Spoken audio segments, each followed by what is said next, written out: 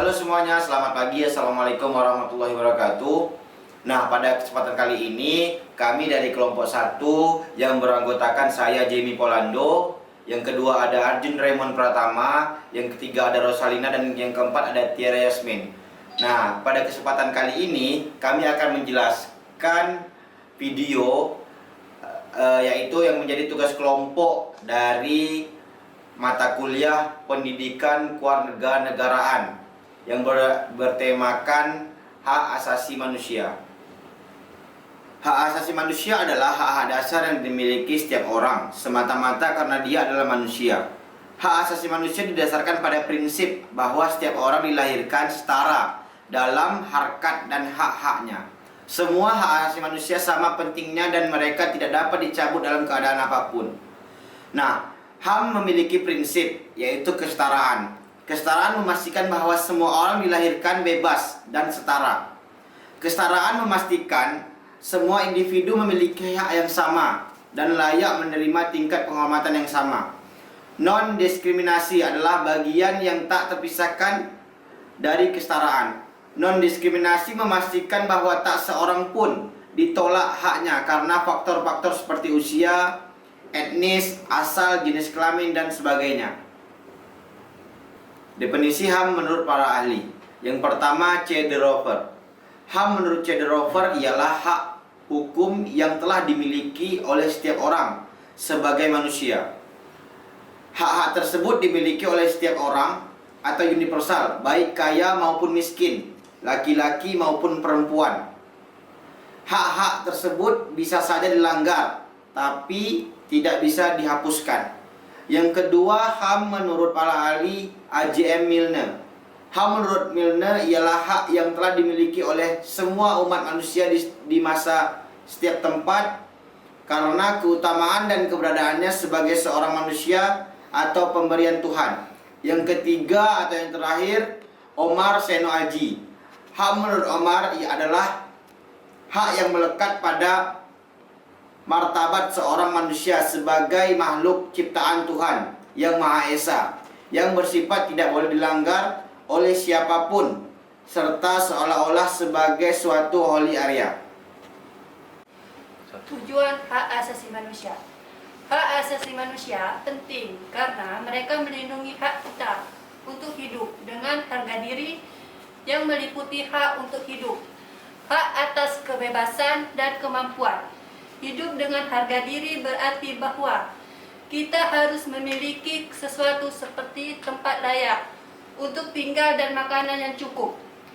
Ini berarti bahwa kita harus dapat berpartisipasi dalam masyarakat untuk menerima pendidikan, bekerja, dan mempererat agama kita, berbicara dalam bahasa kita sendiri, dan hidup dengan damai. Hak asasi manusia adalah alat untuk melindungi orang dari kekerasan dan kewenangan-wewenangan. Hak asasi manusia mengembangkan saling menghargai antara manusia. Hak asasi manusia mendorong tindakan yang dilandasi kesadaran dan tanggung jawab untuk menjamin bahwa hak orang lain tidak. Misalnya, kita memiliki hak untuk hidup bebas dari segala bentuk diskriminasi. Tapi di saat yang sama, kita memiliki tanggung jawab untuk tidak mendiskriminasi orang lain. Secara konseptual, hak asasi manusia dapat dilandaskan pada keyakinan bahwa hak tersebut dianugerahkan secara alamiah oleh alam semesta, Tuhan atau nalar. Sementara itu, mereka yang menolak penggunaan unsur alamiah meyakini bahwa hak asasi manusia merupakan pengejawandahan nilai-nilai yang disepakati oleh masyarakat. Ada pula yang menganggap hak asasi manusia sebagai perwakilan dari klien-klien kaum yang terlindas. Dan pada saat yang sama juga terdapat kelompok yang meragukan keberadaan hak asasi manusia sama sekali dan menyatakan bahwa hak asasi manusia hanya ada karena manusia menemuskan dan membicarakan konsep tersebut. Dari sudut pandang hukum internasional, hak asasi manusia sendiri dapat dibatasi atau dikunjungi dengan syarat-syarat tertentu. Pembatasan biasanya harus ditentukan oleh hukum, memiliki tujuan yang sah dan diperlukan dalam suatu masyarakat demokratis. Sementara itu, pengurangan hanya dapat dilakukan dalam keadaan darurat yang mengancam kehidupan bangsa, dan pecahnya perang pun belum mencukupi syarat ini.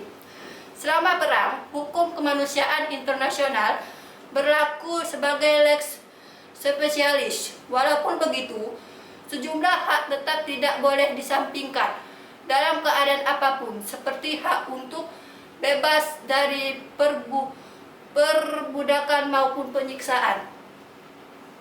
Secara konseptual, hak asasi manusia dapat dilandaskan pada keyakinan bahwa hak tersebut dianugerahkan secara ilmiah oleh alam semesta, Tuhan atau nalar.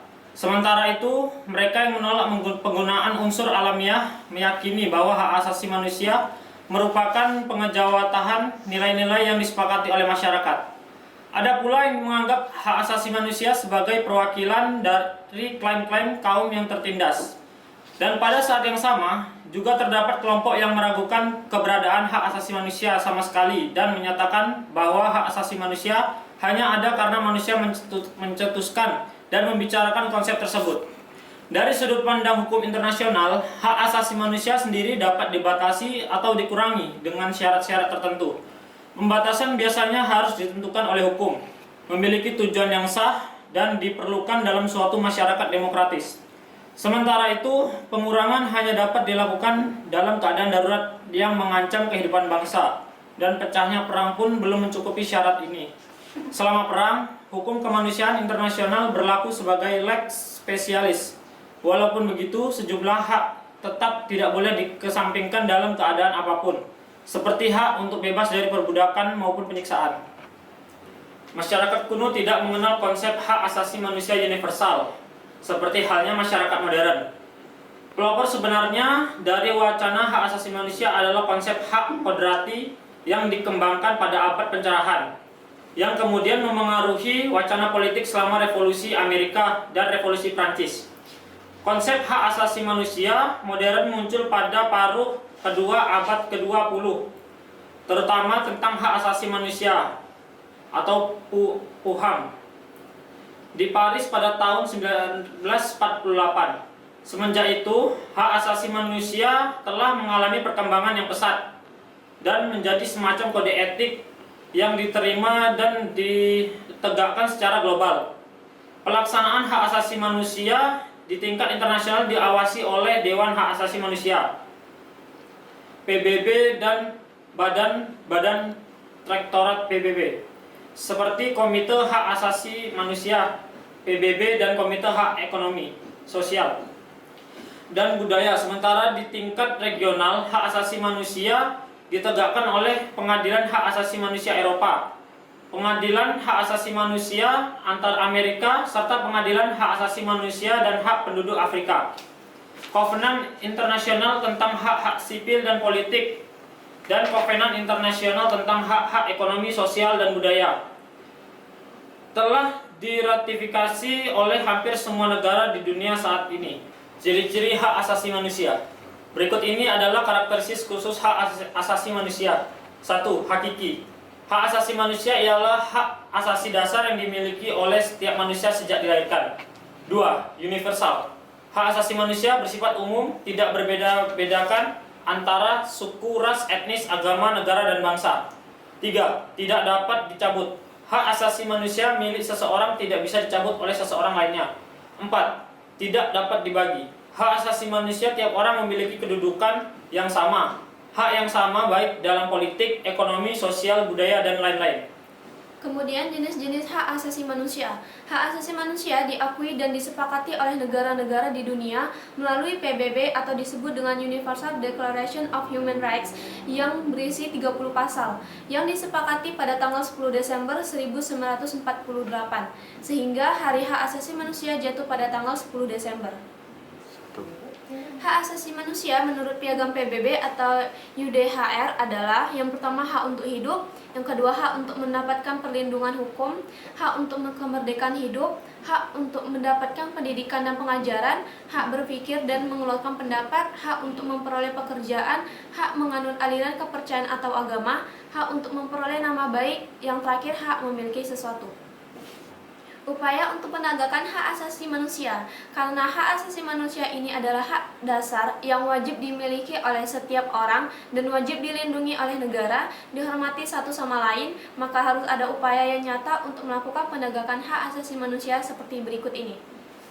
Yang pertama, penegakan hak asasi manusia melalui pencegahan. Adapun upaya-upaya penegakan hak asasi manusia melalui pencegahan antara lain, yang pertama, adanya UU yang mengatur tentang hak asasi manusia, sehingga penegakan hak asasi manusia bersifat mengikat untuk setiap warga negara dalam wilayah. Yang kedua, pembentukan lembaga-lembaga pemantau dan penegak hak asasi manusia, baik nasional maupun internasional. Dan yang terakhir, pelaksanaan pendidikan hak asasi manusia kepada masyarakat atau edukasi, baik melalui pendidikan formal, pendidikan tidak formal, maupun iklan layanan masyarakat. Yang kedua, penegakan hak asasi manusia melalui penindakan. Adapun upaya-upaya penegakan hak asasi manusia melalui penindakan antara lain, yang pertama, pendampingan atau advokasi kepada para korban pelanggaran HAM. Yang kedua, penerimaan pengaduan atas pelanggaran hak asasi manusia, dalam hal ini Komnas HAM atau lembaga-lembaga hukum lainnya.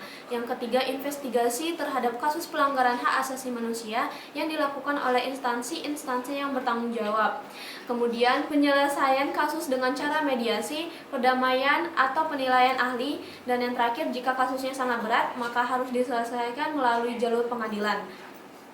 Contoh kasus pelanggaran hak asasi manusia di Indonesia. Di Indonesia, sama seperti negara-negara lain, tidak lepas dari kasus pelanggaran hak asasi manusia, baik berat maupun ringan. Contoh kasus pelanggaran hak asasi manusia di Indonesia yaitu kasus pembunuhan aktivis Munir. Munir adalah aktivis hak asasi manusia Indonesia serta pendiri Kontras atau Komisi untuk Orang Hilang dan Tindak Kekerasan, dan imparsial, meninggal saat sedang menuju Amsterdam di atas pesawat Garuda dengan nomor penerbangan GA974. Kematiannya diakibatkan oleh racun arsenik dalam jumlah tinggi menurut hasil forensik dari Institut Forensik Belanda. Atas kasus ini, organisasi hak asasi manusia di Indonesia membawa kasus ini ke Komisi Hak Asasi Manusia PBB, karena Munir merupakan salah satu tokoh hak asasi manusia internasional. Demikianlah paparan singkat dari kelompok 1 tentang hak asasi manusia. Kami mohon maaf jikalau ada terdapat kata-kata yang salah. Kami mohon maaf sebesar-besarnya. Billahi taufiq wal hidayah. Assalamualaikum warahmatullahi taala wabarakatuh.